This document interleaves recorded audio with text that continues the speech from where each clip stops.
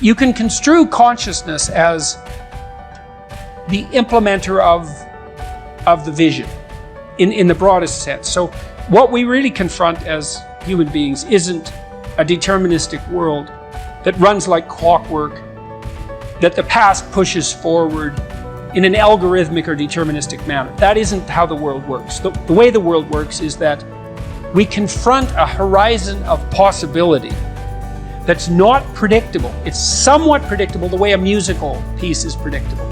So it's rule governed, but it's not predictable in a deterministic way. And it's full of possibility and potential. That's actually its nature. It's potential in its nature. And to maximize the quality of our interaction with that potential, we have to impose a vision on it and then pursue the vision. And so when you do the future authoring program, well, that's what you're trying to do, is develop a vision. So here's the first exercise. It's like, okay, here's the deal. All right. You get to have what you need and what you want. Maybe even better, you get to have what you need and want if you were treating yourself properly. So imagine, first of all, that you were treating yourself properly because you actually cared for yourself. Okay, and say you don't. Yeah, well, you don't. How do you help somebody? Well, you at least ask them to open the door to the possibility that maybe they could. So just imagine that you did. Not that you are, that you could, but that you tried. Think, okay, I'm a valuable person, maybe. And if I was treating myself like I had intrinsic value, like if you were treating yourself like you were someone you loved, so you could imagine doing this for someone you actually cared about. Because most people care about someone that isn't them. So do you identify someone you care about? Well, you can, yes, you can say, because it does tell you. It's like, well, if you're not so good at caring for yourself, imagine someone you love and then pretend that you're bringing that attitude to bear on you with all your faults and inadequacies. I'm not being casual about this. It's hard for people to do this, right? Because we know our own flaws so deeply. It's hard for us to take care of ourselves. But imagine that you should take care of yourself and that you could and that you did. Just imagine that. So that's opening up at least the door, right? Yeah. And then you say, well, 5 years down the road, you get to have what you want and need. What is it? And so this is a deep question. So, because the question is this: your life is going to be difficult and it's going to be marked by suffering and tragedy in all sorts of different ways. Disappointment and obstacle and betrayal and the whole panoply of human catastrophe. That's absolutely 100% definitely coming your way. Okay, so given that, and given that you want to live a life free of resentment and bitterness and premature aging and excess suffering, and that you don't want to be a burden to everyone around you, what would you have to make carrying that weight worthwhile? That's a hard question, you know. It's like, what justifies your suffering? That isn't how am I going to be happy. It's what justifies your suffering. Well, ask yourself. You get to have what you want. If you were taking care of yourself, what would it be? Okay, and so you write for 15 minutes about what your life might be like 5 years down the road if you got to have what you needed and wanted. And then we concretize it. You know, I had lots of clients and students who said, well, I don't know what to do with my life. What should I do with my life? And the first answer to that question is, that's not a very good question. Because it's like, what, do you want a one-line answer to what you should do with your life? Like, life is everything, and you want a one-line answer to everything. No. Bad question. You can imagine a desirable future, but it helps to particularize it. So one of the things you might ask is, where do people find meaning? And the answer is, well, in multiple places. Here's some places people typically find meaning. So if clients came to me and they were depressed, first of all, I'd try to find out, are you depressed? Or do you just have a terrible life, or some combination of those two? You might ask, what's the difference? And that's a really good question. If you're depressed, you have a good life, but you're suffering. So what would it mean that you have a good life? Well, it means somewhat different things to different people, but you can kind of triangulate on it. Probably you have an intimate relationship, or at least you have the prospects of one. So at least you want one, and you believe that maybe you could have one if you don't have one. And probably if you have a good life, you have one. You have some friends. They're real friends. you have some family members, children perhaps, if not children, parents and siblings, or perhaps both, grandchildren. You're nested inside a family, and your relationships with your family are desirable. You have a job or a career, and so if it's a job, well, then it's hard, and maybe you wouldn't have picked it as a vocation, but at least maybe you have good relationships with your coworkers, and you're doing something difficult, but that's actually socially productive and useful and generates an income. So that's not nothing. You're educated to the level of your intellectual capability, or you have plans to do so. You're taking care of yourself mentally and physically, and you have a strategy for dealing with the realm of signal temptation, drug and alcohol abuse, and sexual misbehavior, and that sort of thing. And then we've added one more recently, at least conceptually, that you've adopted a certain degree of civic responsibility, right? You're participating in the broader community in some manner.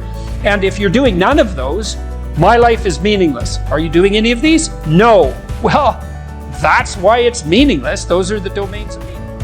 And so if you're miserable and you have none of those things, the first thing to do, if you're a cognitive behavioral therapist with someone, is to say, well, how about we work on like one of these things to begin with? You know, you need some friends. You need to get out in the dating market. You need a job or a better job. You need an educational plan. Like, you don't have a life, so of course you're miserable, because without sustaining meaning, life is just tragedy. And so your lot is misery. And so anyways, we ask people to go through these 8 different domains and say, okay, you can have what you want, but you have to aim at it. Sin means to miss the mark, by the way. It means to miss the target. That's what takes you away from God, is to miss the target. What target? Yeah, right. What target? Right. You got to at least know there's a target, then you got to try to hit it. You know, and maybe you don't even know where the target is, but your aim isn't good, but at least you've set up a target now, and you can practice. And so, well, if you had an intimate relationship, what would it look like? If you had some friends, how would you like those friendships to be conducted? If you had a job or a career, what could it be if you had what you want?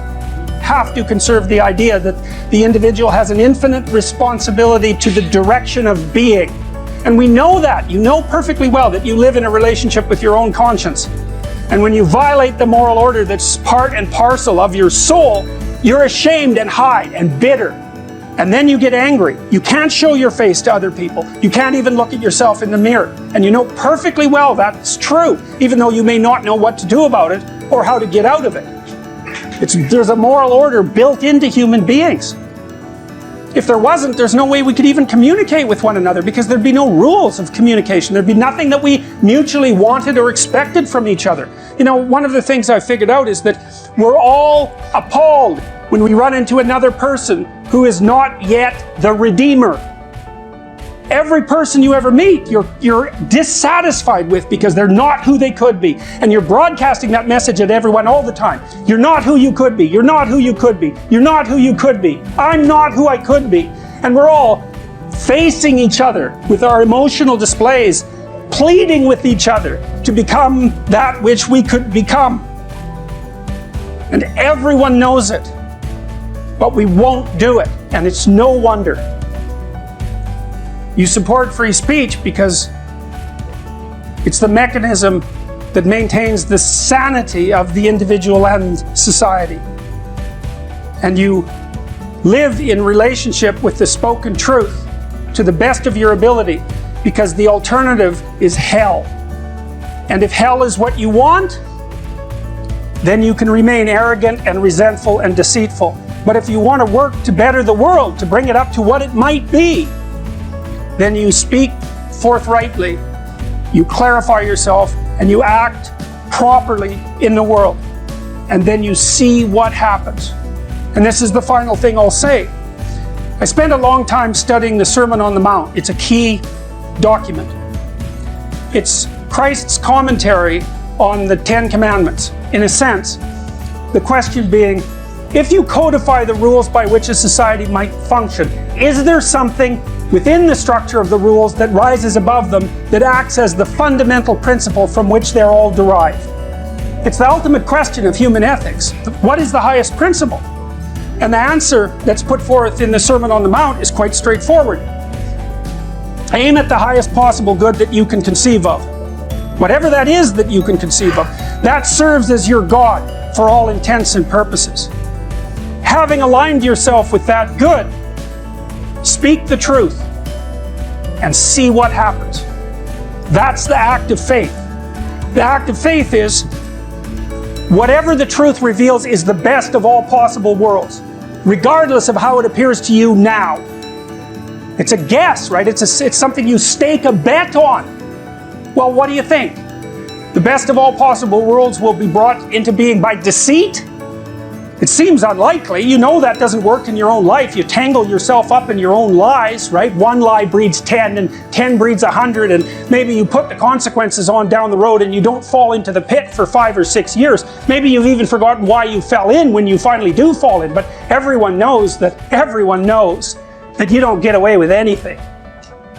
And so the issue is, well, what would happen if you just said what you thought? Stupid as it is, inaccurate as it is, and listen to people, criticize you in response to shape you and make you more articulate. What would your life be like? And the answer to that is, and I know this to be true, I've worked with many, many people on precisely this problem. Your life gets better and better and better and richer and deeper, but that comes with a heavier and heavier burden of responsibility. Well, that's okay. You use the observation of your own capability to bear responsibility, to buttress yourself against the terrors of being finite. You say, weak and miserable as I am, I can still stand up to the terrible tragedy of life and prevail. And that's good enough.